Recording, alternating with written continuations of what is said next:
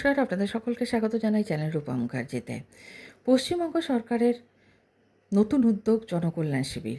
এই শিবিরে সাধারণ মানুষ কী কী সুবিধা পাবেন, কোন কোন সরকারি প্রকল্পের তথ্য পরিষেবা পাওয়া যাচ্ছে এবং কিভাবে নিজের এলাকায় ক্যাম্পের অবস্থান খুঁজে বের করবেন, সেই সমস্ত তথ্য আজকের ভিডিওতে জানাবো। পশ্চিমবঙ্গ সরকারের পক্ষ থেকে বিভিন্ন এলাকায় 15 থেকে 17 জুন জনকল্যাণ শিবিরের আয়োজন করা হয়েছে। নন্দীগ্রামের রিয়াপাড়ায় আয়োজিত এমনই একটি শিবির পরিদর্শন করেন বর্তমান মুখ্যমন্ত্রী শুভেন্দু অধিকারী। কেন্দ্র ও রাজ্য সরকারের গুরুত্বপূর্ণ 55টি প্রকল্প সম্পর্কে সাধারণ মানুষকে অবহিত করা এবং বিভিন্ন সরকারি পরিষেবা প্রদান করাই এই জনকল্যাণ শিবিরের মূল উদ্দেশ্য। সকাল 10টা থেকে বিকেল 5টা পর্যন্ত এই শিবির চলবে। এই সময়ের মধ্যে সাধারণ মানুষ সরকারি প্রকল্পে আবেদন করার পাশাপাশি বিভিন্ন ধরনের সরকারি পরিষেবা গ্রহণ করতে পারবেন। এই ক্যাম্পগুলিতে সরকার একাধিক প্রকল্পের সুবিধা সাধারণ মানুষের কাছে পৌঁছে দেওয়ার চেষ্টা করছেন। বিভিন্ন সরকারি প্রকল্প সম্পর্কে মানুষকে সচেতন করা হবে এবং তাদের বিভিন্ন প্রশ্নের উত্তর দেওয়া হবে।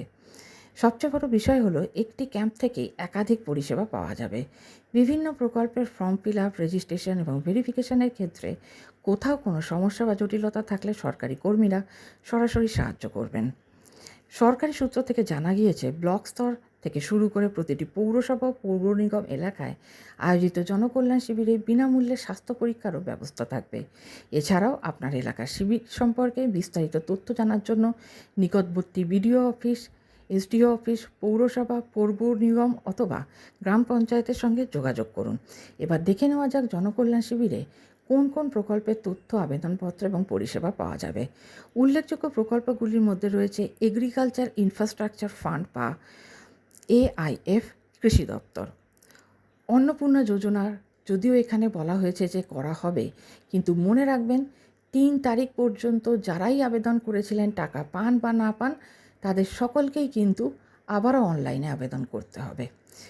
শিক্ষাশ্রী অনগ্রসর শ্রেণী কল্যাণ দপ্তর, শিক্ষাশ্রী ST আদিবাসী উন্নয়ন দপ্তর, মেধাশ্রী OBC অনগ্রসর শ্রেণী কল্যাণ দপ্তর এবং প্রি ম্যাট্রিক ও পোস্ট ম্যাট্রিক স্কলারশিপ তপশিলি জনজাতি, আদিবাসী উন্নয়ন দপ্তর, West Bengal student credit card উচ্চশিক্ষা দপ্তর।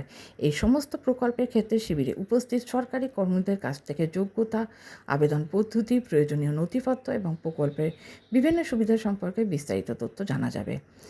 এবার সবচেয়ে গুরুত্বপূর্ণ প্রশ্ন হলো, আপনার এলাকায় জনকল্যাণ শিবির কোথায় হচ্ছে সেটা আপনাকে ওয়েবসাইটে প্রবেশ করে জেলা, ব্লক, ওয়ার্ড এবং অন্যান্য প্রয়োজনীয় তথ্য পূরণ করতে হবে।